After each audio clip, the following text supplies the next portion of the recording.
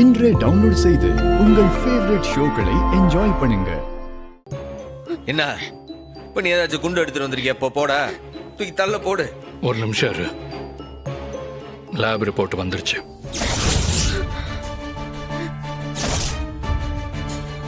என்ன lab report? அறிவோட சட்டையில இருந்துச்சுல ரத்தக்கரை, அது யாரோடதுன்னு லேப்ல கொடுத்து கேட்டிருந்தோம். அந்த மாலதியோட தான்னு சொல்லிட்டாவளா?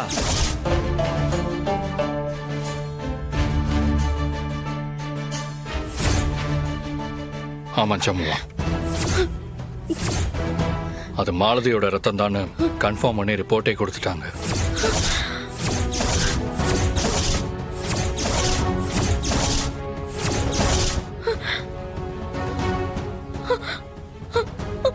அதான் அது நிஜமாவே மாலதியோட ரத்தம் தானா? ஆமால, 100% அது மாலதியோட ரத்தம் தான். இருந்த கொஞ்ச நஞ்ச நம்பிக்கையும் போயிட்டே இருக்குடா.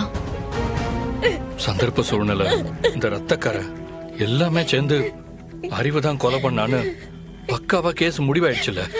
இல்ல, அறிவு கொலை பண்ணல. எவிடன்ஸ் இருந்தாதான் கோர்ட்ல செல்லும். அதுக்காக இல்லாத கொலையை அவர் மேல சுமத்துவீங்களா? நான் என்னல பண்றது? சந்தர்ப்பமும் சாட்சியும் தான். அவர் சொன்னாரா? சொல்லுங்க தான். நான் தான் கொலை பண்ணேன்னு அறிவு சொன்னாரா? சொல்லுங்க. இல்லல, மறுபடியும் அந்த கொலையை பண்ணலன்னு தான் சொல்லிட்டு இருக்கான். அப்புறம் எப்படி அவர் தான் கொலை பண்ணாருன்னு நீங்க சொல்றீங்க? என்ன இவ இப்படி பேசிட்டு இருக்கா? இல்ல, நான் நம்ப மாட்டேன். அறிவு கொலை பண்ணிருக்க மாட்டாரு. அவர் பண்ணவும் மாட்டாரு. அறிவு கொலை பண்ண வாய்ப்பே இல்ல. எல்லாம் முடிஞ்சு போச்சு. இன்னொரு வாட்டி அந்த கொலைகாரனை பத்தி இந்த வீட்டுல யாராச்சும் பேசணும், அவ்வளவுதான் சொல்லிவிட்டேன்.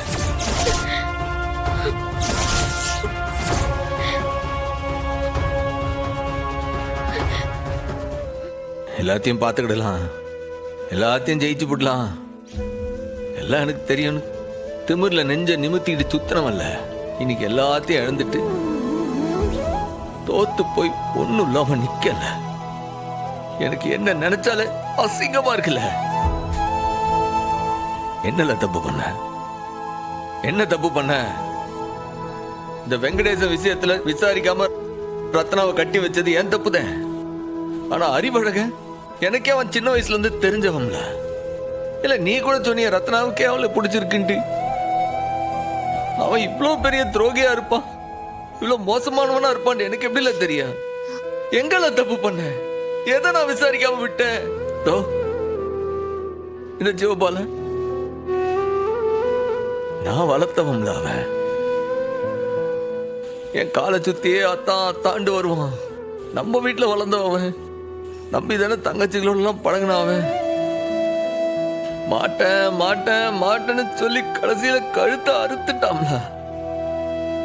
இது வரைக்கும் நான் எது பேசினாலும் அது உன் காதுல விழாது, உன் மனசுலயும் ஏறாது.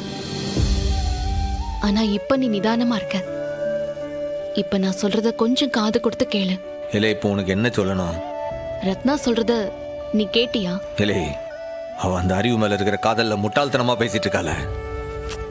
இல்ல, நீ அறிவுதான் கொலை பண்ணிருப்பாருன்னு எப்படி நம்புற? இல்லை, அதுக்குதான் அம்புட்டு சாட்சி இருக்கலாம். அவன் சட்டையில எப்படி இல்ல ரத்தக்கரை வந்துச்சு?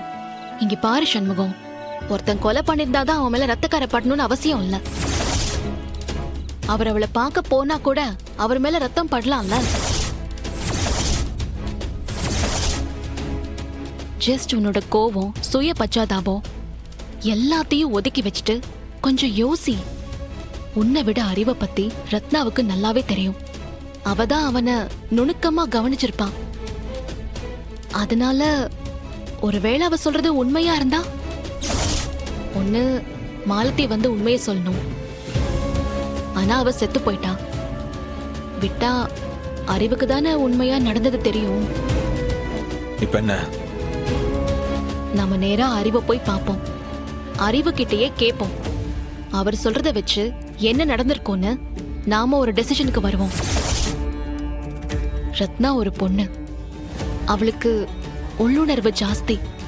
அவளோட உள்ளுணர்வுக்கு ஒரே ஒரு தடவை நீ மதிப்பு கொடுக்கணும். ரத்னாவுக்காக ஒரே ஒரு தடவை நீ அறிவை மீட் பண்ணணும். செய்வியா ப்ளீஸ்?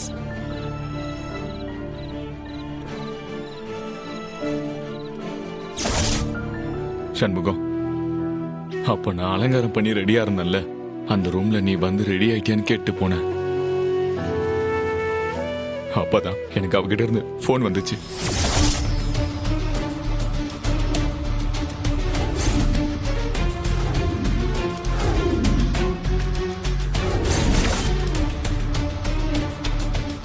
என்ன சத்தியமா அவ ரூமுக்குள்ள போக கூட விடல.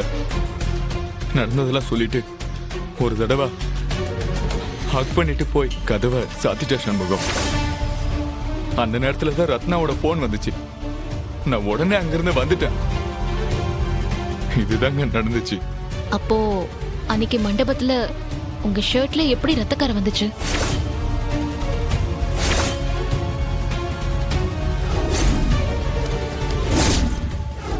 அவ ஹக் பண்ணல, அப்ப வந்திருக்கணும். ஆக்சுவலா சத்தியமா எனக்கு அது கூட தெரியாது.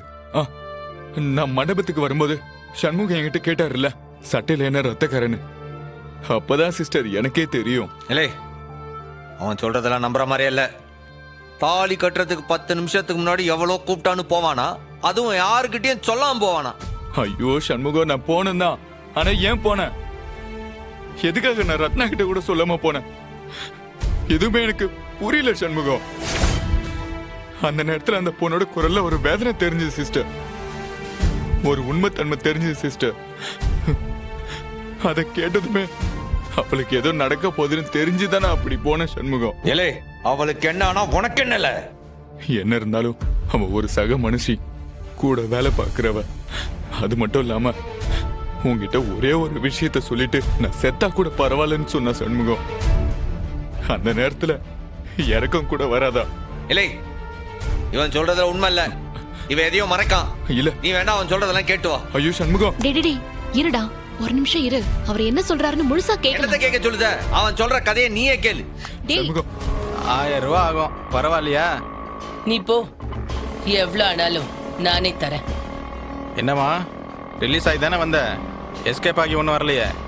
அதை பத்தி உனக்கு என்ன? நீ ரோட்டை பார்த்து ஓட்டு. பயங்கர தெனா விட்டுதா. ஜெயிலேருந்து வரியா இல்லை 5 ஸ்டார் ஹோட்டல்லேருந்து வரியா? சும்மா பல பக்குவமாக இருக்கிய. என்ன ஜெயிலில் நல்ல சாப்பாடோ? இப்போ உனக்கு தெரிஞ்சிடும். சாரி மேடம், இப்போதான் ஜெயிலிருந்து ஃபேக்ஸ் வந்துச்சு. அதுக்குள்ள நீங்க லிமிட்டுக்குள்ள என்ட்ரி ஆயிட்டீங்க மேடம். மேடம்மா, என்னடா பேசுன?